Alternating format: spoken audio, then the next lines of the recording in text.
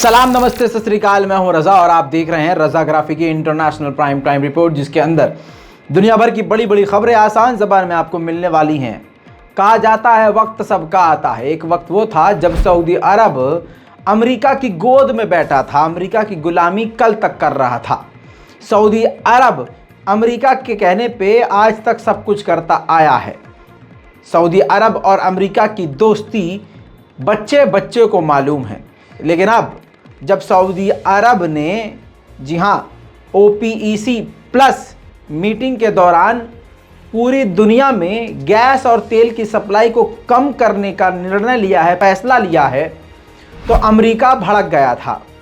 कल मैं आपको इंटरनेशनल प्राइम टाइम में बता चुका हूं, लेकिन आज बड़ी खबर ये आई है कि बाइडेन ने CNN को बड़ा बयान देते हुए कहा है कि ये जो सऊदी अरब की सरकार है, सऊदी अरब है, इसने रशिया का साथ दिया है।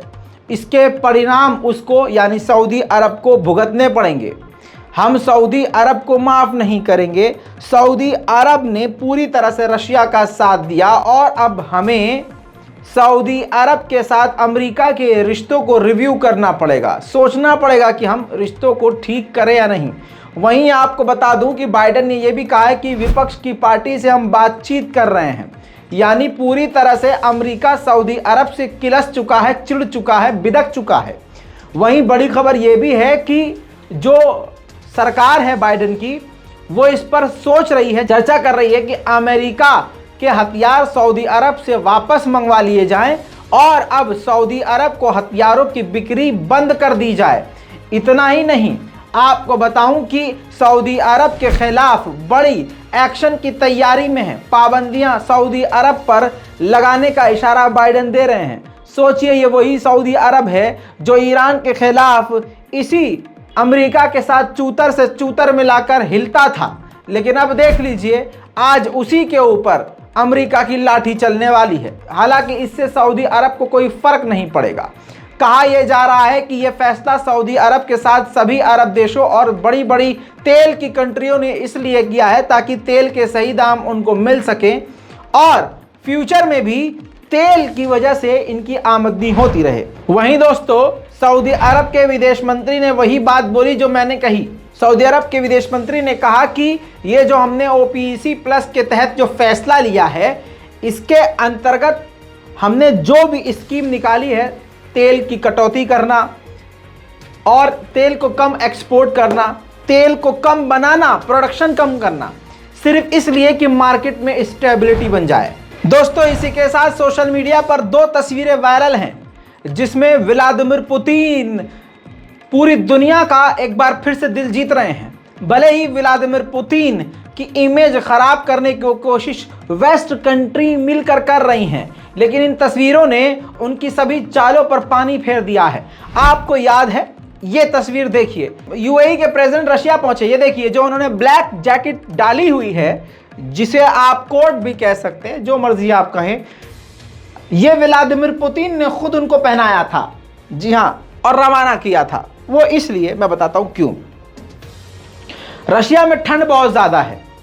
अब ये जो शेख साहब वहां पहुंचे UAE के, इनको ठंड लग रही थी। व्लादिमीर पुतिन ने अपने दफ्तर से, अपनी चेयर से जो उनका जवारकट या उनका जो जैकेट था वो उठाया, उनको पहनाया। इतना ही नहीं, अब दूसरी तस्वीर ये देखिए, दोनों UAE के प्रेसिडेंट और व्लादिमीर पुतिन साथ चलते हुए नजर आ रहे हैं और खुद छोड़ने के लिए पुतिन उनको गाड़ी तक आए थे और पुतिन ने खुद उनकी गाड़ी का दरवाजा खोला। ये आपके लिए और हमारे लिए बहुत छोटी सी बात है, लेकिन इस वक्त रूस के किसी देश के राष्ट्रपति के लिए कितनी बड़ी बात है। अब सोच के देखिए, हमारा वाला तो अपने ही नेताओं को कैमरे के फ्रेम में आने नहीं देता, वो किसी के लिए दरवाजा क्या खोलेगा। और वहां व्लादिमीर पुतिन किसी दूसरे देश के लिए और खासकर मुस्लिम देश के प्रेसिडेंट के लिए दरवाजा खोल रहे हैं। तो भाई साहब, ये भी एक अलग ग्रेटिट्यूड है और इससे समझ में आ रहा है कि व्लादिमीर पुतिन का भौकाल तो है ही, लेकिन ऐसा नरमी भरा जलवा भी है जो अच्छों को नरम कर सकता है और दिलों को जीत सकता है। वहीं एक फ्लाइट, इंटरनेशनल फ्लाइट बोइंग 747-400 नाम की जो फ्लाइट है, ये इटली से टेक ऑफ करती है अमेरिका के लिए।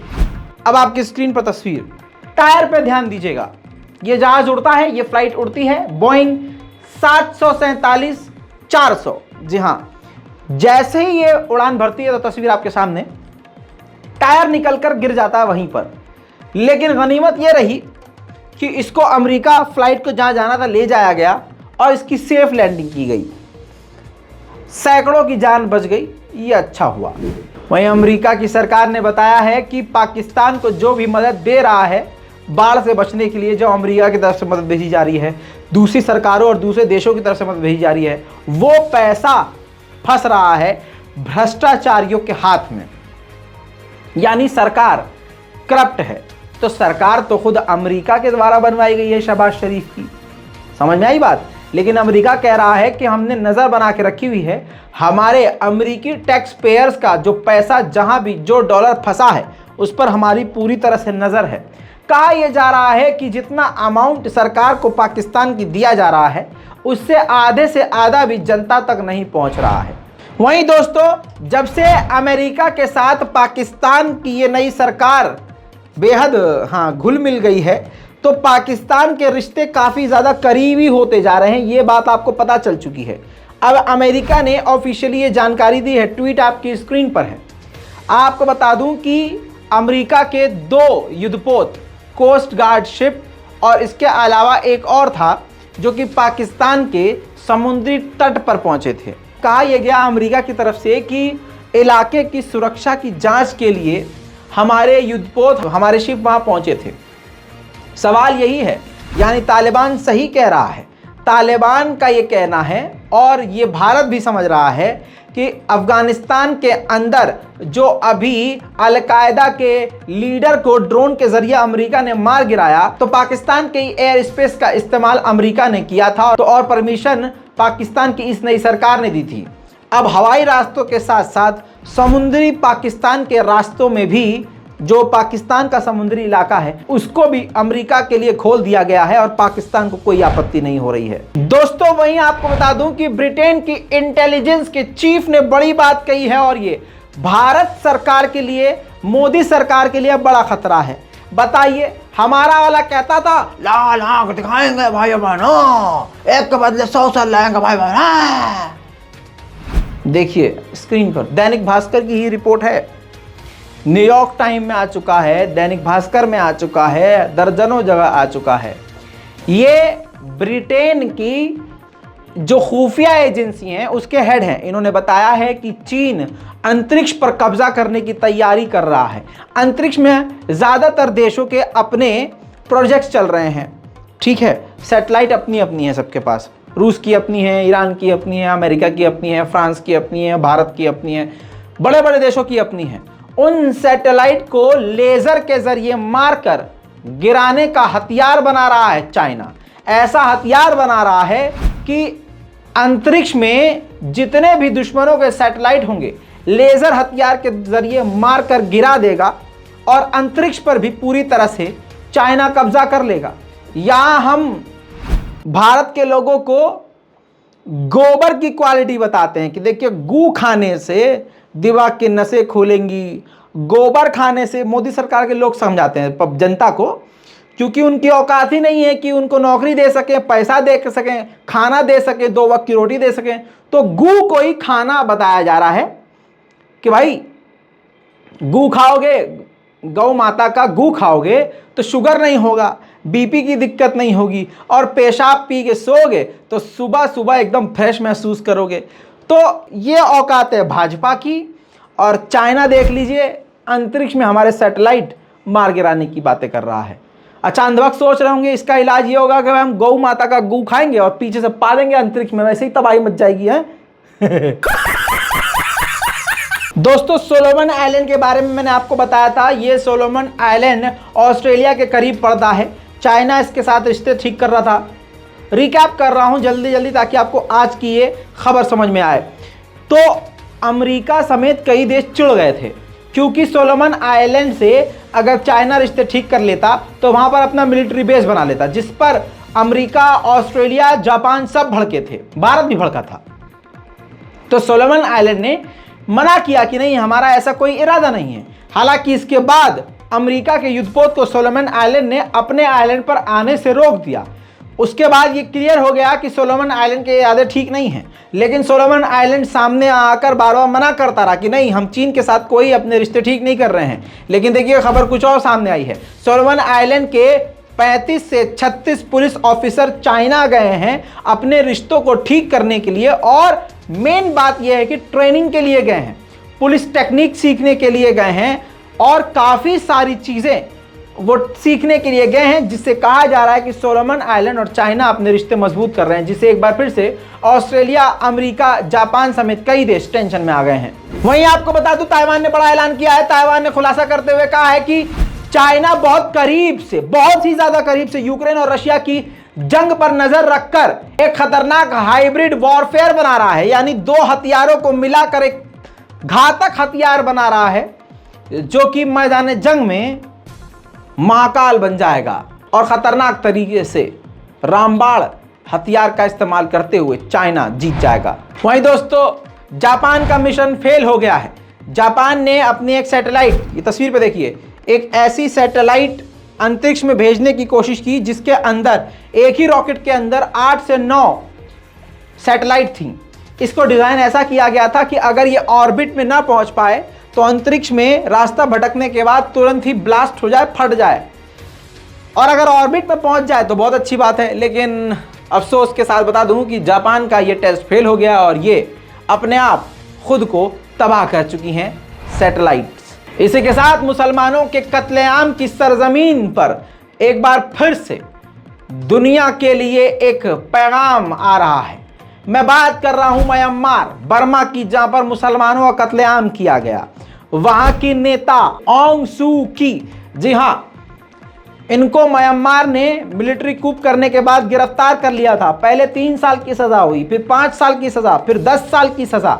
ऐसे ही मिलिट्री कूप प्रेशर के जरिए इनकी सजा बढ़ाती रही। अब बताया गया है कि 6 साल की और सजा बढ़ा दी गई है, जिसके बाद अब टोटल इनको 26 साल की सजा सुना दी गई है। पूरे म्यांमार में अभी भी खौफ का माहौल है। वहां पर शांति खत्म हो चुकी है।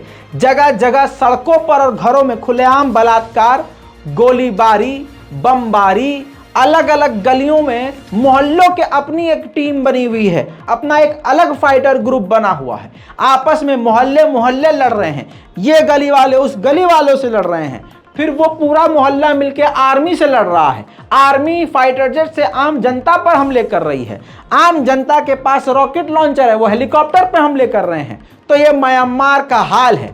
ये वही म्यांमार है जिसकी सरजमीन के अंदर, जिसकी जमीन के सीने के अंदर मुसलमानों का खून जज्ब हो चुका है। और आज देखिए जालिम के साथ क्या हो रहा है। वहीं भारतीय MiG-29 के फाइटर जेट जो रूस से हमने खरीदा है, इसको गोवा पर उड़ाया जा रहा था एयरफोर्स के द्वारा।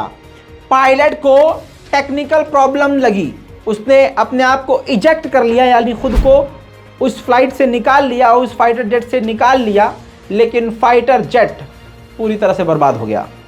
अब कहा यह जा रहा है कि इंक्वायरी के आदेश दे दिए हैं, क्योंकि हमारे पास MiG सीरीज़ के काफ़ी फाइटर जेट हैं। अगर ये इस तरह से टेक्निकल प्रॉब्लम करेंगे तो जंग के हालात में हमारे लिए मुसीबत बढ़ सकती है। दोस्तों, भारत के रिश्ते मुस्लिम देशों के साथ कितने मजबूत हैं। भले ही भारत के अंदर मोदी सरकार मुसलमानों की गर्दन पर पैर रख के दबाने को तैयार है, लेकिन क्योंकि अरब देशों की वजह से ही भारत में आप सुकून से फिर भी पेट्रोल डीजल ले पा रहे हो इस वजह से भारत के लिए अरब और मुस्लिम देश ज़रूरी हैं। अब समझिए हमारी दोस्ती ईरान के साथ कितनी बेहतरीन है। भारतीय समुद्र के बेहद करीब ईरान का एक शिप गुजर रहा था, जहां पर ईरान का ऑफिशियल नेवी, लोकल शिप की बात नहीं कर रहा हूं, ईरान की नेवी का शिप गुजर रहा था। उनकी शिप पर मौजूद एक ईरानी सैनिक के दिल को दौरा पड़ा, उसको अटैक आया। तुरंत ईरान ने भारत के नेवी से मदद मांगी।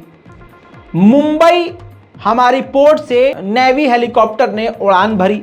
ईरान के उस शिप पर हमारे भारतीय फौजी जाकर उतरे, नेवी उतरी। ईरान के उस सैनिक को वहां से उठाया, हेलीकॉप्टर में डाला और एयरलिफ्ट करके सीधा उसे मुंबई लेकर आया और इलाज करवाया, जान बचा ली। तो भारत ने एक ईरानी IRGC के फौजी की जान बचाई, जबकि IRGC को अमेरिका ने टेररिस्ट लिस्ट में डाला हुआ है। लेकिन इसके बावजूद देखिए भारत का भौकाल ये है, अमेरिका ससुरा कुछ भी कहे, हम रशिया से तेल भी ले रहे हैं, किसी को आतंकवादी भी अपने मन से घोषित कर दे, भारत उसकी मदद भी करेगा और करता है, करता रहेगा। दोस्तों, इस पूरी रिपोर्ट पर अपनी राय कमेंट में ज़रूर लिखिएगा। चैनल को सब्सक्राइब कीजिए, वीडियो को लाइक ज़रूर कीजिएगा और शेयर कीजिए। अपनी राय कमेंट में ज़रूर लिखिए। मैं हूं रज़ा और आप देख रहे हैं रज़ाग्राफी। जय हिंद।